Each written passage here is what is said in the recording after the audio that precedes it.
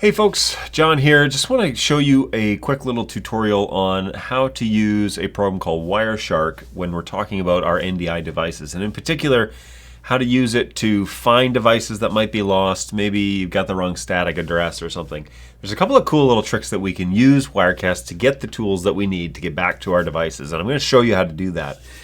Now, the first thing that Wireshark does is when you install it, just go to google.com, download Wireshark. It's an executable file for Windows 10. That's what I'm going to show you here today. When you download it, it will install a program and it will ask you what network interface you want to use. And so you have to specify which one. Now, I find it very helpful that when I'm just trying to troubleshoot one device, I take that one device and I plug it in directly to Wireshark from my computer. So from the computer, okay, Ethernet cord directly into the actual NIC card of the computer. And you can buy little like USB-C dongles or whatever that you want to do to get that standalone connection so that you're not plugging it into your larger network. And the reason for that is because larger networks are going to tell you all the chatter that's happening on the network. Wireshark is going to watch and report back on anything that it sees going on. So it's best to kind of isolate what's happening, especially if we've got a product that's not responding or something's not right, and we just want to see what's going on. If it's sending out any ping requests, if it's announcing itself on the network, we can see all of that in Wireshark, but we need to kind of quiet the rest of the stuff, and so plugging it in directly and then selecting that NIC card is how we're going to do that. So let me show this to you. Here is Wireshark when you first turn it on, and it's going to say welcome, and then it's going to dump you to this screen. It's going to say, what network card do you want to use use Wireshark? And so I'm going to pick Ethernet 3, and that is just a little it's just a little connection that I've made with a Ethernet dongle that goes to USB-C, plugs directly into the computer, and then directly into the BirdDog. And you'll notice this kind of gives you real-time interface information. So this is what's going on. There's a lot of data traffic going on my other network inside the office and the studio. But there's very little happening actually on Ethernet 3. And this little bump right here was primarily of the actual NIC card. I plugged it in just to make sure that Ethernet 3 was responding. And so that is the card that we want to use. I'm just going to double click on that. And Wireshark starts up automatically and starts capturing any data that it sees traveling over that NIC card. So the next thing I want to do is I'm going to plug in, I've plugged in my, in this case it's a 4K HDMI, or yeah, 4K HDMI unit. And I'm going to just take the DC power supply that came with it and just plug it in directly. And I want you to watch what happens on the screen when the unit actually fires up. Now 4K HDMIs take a little bit of time.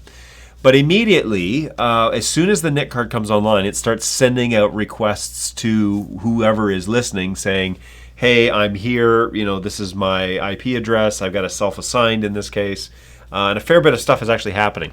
So you don't need to necessarily see all of these details, and you don't necessarily even really need to see a ton of this stuff yet.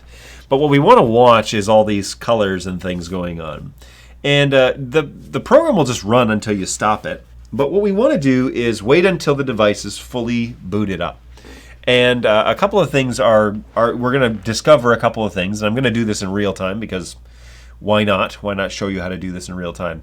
So we're still going to wait, let this little screen turn on. And you can see there's a fair bit of traffic actually happening out of the NIC card into the computer. And this is everything. This is everything that's going on out of this NIC card. So once we're booted, it keeps saying like, okay, I've got a self-assigned IP address here. That might actually be our NIC card, and we can find that out by hitting the start menu and typing in CMD, that's command prompt, and we're just type in IP config, okay? Config, spell it right. Okay, here it says my Ethernet card, the actual IP address is 169.254, which is a self-assigned address, 49157. So 49157, we see that reoccurring here a fair bit. What we want to do is look and wait and see if there is a different IP address that appears. And lo and behold, 192.168.100.100 for this particular device does show up. And that is actually being displayed on the actual HDMI monitor. And if I could flip this around for you, maybe I could even show you that inside the 4K HDMI device. You know, it's upside down, sorry, but 168.100.100 is actually shown on the screen. So what's being shown here is actually happening on the network card, and that's really helpful to know that those two pieces are working. But sometimes, you know, devices get the wrong firmware, or something happens with the NIC card and the device doesn't show an IP address or doesn't acquire one or what have you. There's a few things that we can try to do to figure that out. One of the items is to look for the IPv6 address. Now I've stopped the packet transfer or the packet capture in Wirecast or Wireshark in Wireshark, and I'm just going to scroll up here and look for some data on that specific unit. Now, here there's something here called the IPv6 address.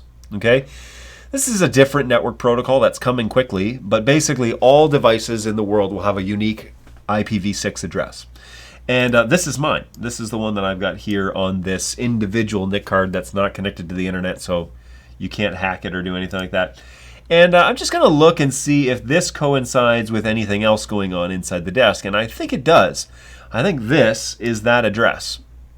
This is the IPv6 address 319D that we're finding on the network that the MDNS is reporting back, and that is my IPv6 address for Ethernet 5, or 3 in this case, Ethernet 3.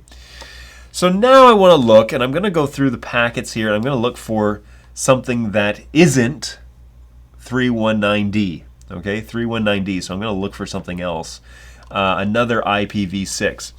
One of the things that we can actually look up that protocol, IPv6, here in the menu bar, and just say sort all packets by IPv6. And then we can scroll and look and see if we find anything different. We did find something different. So here is a different IPv6 address.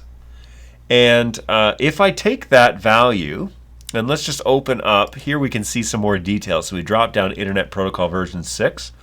And here, the source address is different than the one that's coming from my computer, I think. So I'm going to copy that. I'm going to copy the value. And then I'm going to open up my Ethernet, or my little Internet Explorer here. And I'm going to type in HTTP :/ and then bracket, and then paste the value of that IPv6 address in there, and then close bracket. Now those are they're not the smooth brackets, they're the sharp ones, the square ones, and just hit OK. Now let's see what actually happens if anything responds back on that address, and close this Twitch screen. Okay, so I don't see anything happening there. That may not be the IPv6 address of this device. What was that again? Let's go back there. So it ends in 2750. 2750, 2750. So that these are both the same. Keep scrolling, keep seeing if there's anything different. So 2750. So that appears to be probably the IPv6 address of that unit. When I typed it into the browser, what happened was it went out the internet. It actually went into my network side that has a functioning DHCP and a whole bunch of other things. And then it pinged Ethernet 3 with that IPv6 address afterwards. But what happens is that we can actually access the WebUIs from the IPv6 address. So HTTP and then colon, or not, colon / like this, bracket, paste, bracket, go. And it takes me to the 4K HDMI WebUI. And so if for some reason my unit is not getting an IP address issued from our DHCP server, then we can use the IPv6 address to get to the WebUI. Then I can put in my password here and get in here and find out what's actually happening with this unit. So she set in DHCP mode, but maybe she didn't get an IP address. Maybe she set in static, and I need to go in here and change it back to RJ45 DHCP, and then hit apply, and then hit reboot or power cycle, and see if it acquires again. And if not, we can fire up Wireshark again and just hit go. continue without saving, and we're capturing all information that's happening on Ethernet 3 again. But I've put this filter on here, right? This IPv6 filter. So we're just going to power cycle this guy. And you're going to, inside Wireshark, remember, you're going to see two sets of data for whatever IP protocol you're using. You're going to see your IP address, and then you're going to see the device's IP address, or you're going to see your IPv6 address, and then you're going to see the device's IPv6. So in this case, we see queries going on, and this 319D, we found out in the command prompt that that is my IPv6 address, so we know that.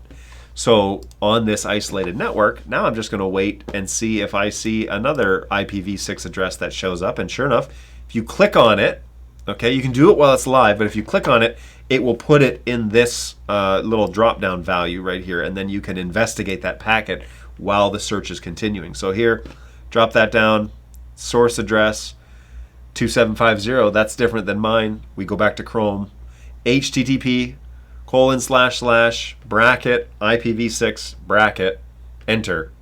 Wait a minute or two, see if it pulls up the WebUI. If it does, then you can troubleshoot the unit. And that is how we use Wirecast to see what information is actually happening between a computer and a device when you power it on without the rest of the network going on.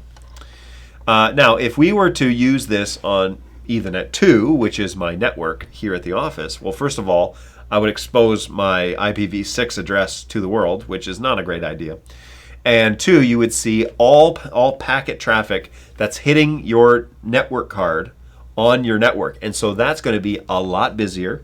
There's going to be potentially hundreds, maybe thousands of different IP addresses or IPv6 addresses. There'll be very, very few ways that you can isolate and figure out exactly who is who. So it's best to use Wireshark in this case directly plugged into a computer, and then we can see kind of the traffic or the lack of traffic that's happening between. Remember, this is a filter, so I can open that up, and this is actually what's happening between the device and my computer. These are the packet requests that are going on. All right, I hope that's been helpful. It's a really helpful tool. It means you don't have to contact support. You don't have to send an email. You can try and figure it out yourself if you want. And then if you still can't get it, you can let us know. Well, I tried Wireshark, and there's no information. There's no IPv6, or there's no IP address, whatever. It gives us more to go on to help you solve whatever sort of issue that you have. So hope that's helpful. We'll catch you guys in the next one. Thanks for hanging out.